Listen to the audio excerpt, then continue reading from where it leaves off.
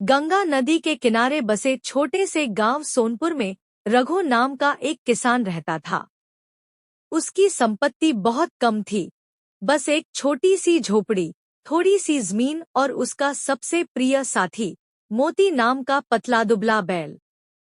मोती उसकी खेती में मदद करता और रघु उसे अपने परिवार के सदस्य की तरह प्यार करता था।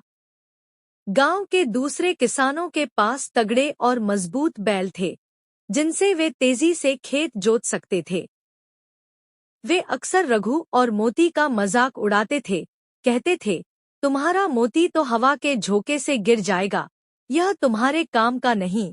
लेकिन रघु को अपने दोस्त पर पूरा भरोसा था। हर साल रघु कड़ी मेहनत करता, लेकिन उसकी छोटी जमीन और कमजोर बैल के कारण उसकी फसल सीमित रहती।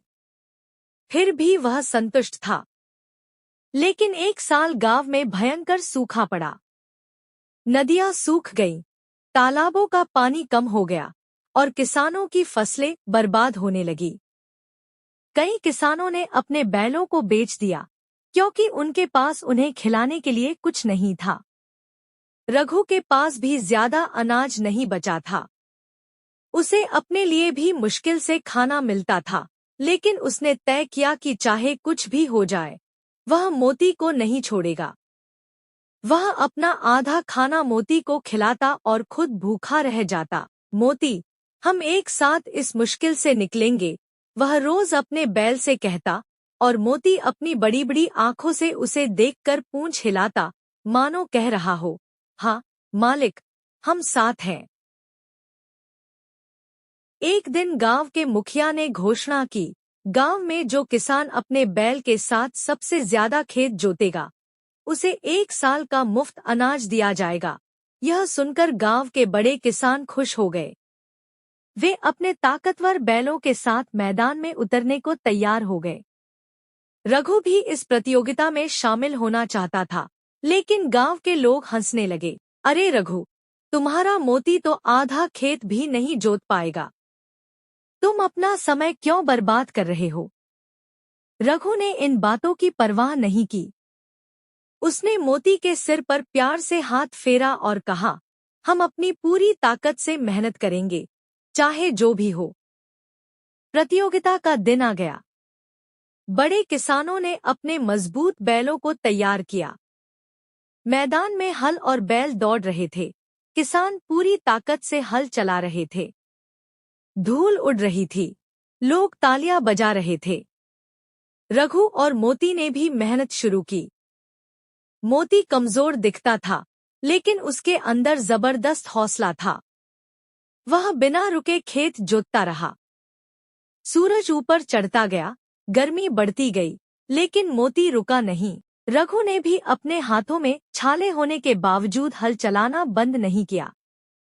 शाम होते होते सभी किसान थक चुके थे। लेकिन जब गिनती की गई, तो पता चला कि रघु और मोती ने सबसे ज्यादा खेत जोते थे। गांव वाले हैरान रह गए। जो लोग सुबह उनका मजाक उड़ा रहे थे, अब उनकी तारीफ कर रहे थे। मुखिया ने रघु को विजेता घोषित किया और उसे 1 साल का अनाज पुरस्कार में दिया। रघु की जीत केवल उसकी नहीं थी, बल्कि यह मोती की मेहनत, लगन और आत्मविश्वास की जीत थी। अब गांव में कोई भी जानवरों को उनकी काया से नहीं आंकता था। इस घटना के बाद रघु ने अपने खेत की देखभाल और भी अच्छी तरह करनी शुरू कर दी। उसने नए बीज खरीदे, अपनी जमीन की उर्वरता बढ़ाने के लिए प्राकृतिक खाद का इस्तेमाल किया।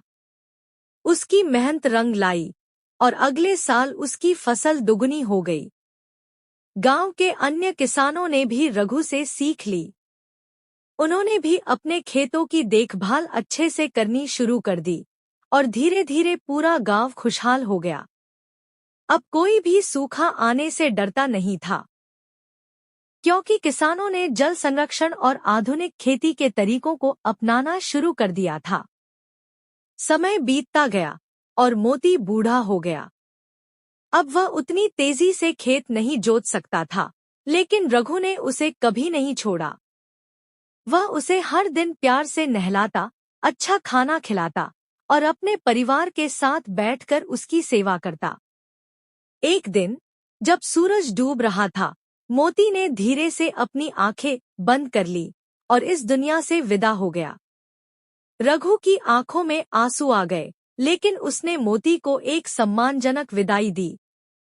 गांव के लोग भी आए और उन्होंने मोती को आखिरी बार श्रद्धांजलि दी। मोती अब नहीं था, लेकिन उसकी मेहनत, लगन और आत्मविश्वास की कहानी गांव में हमेशा जिंदा रही।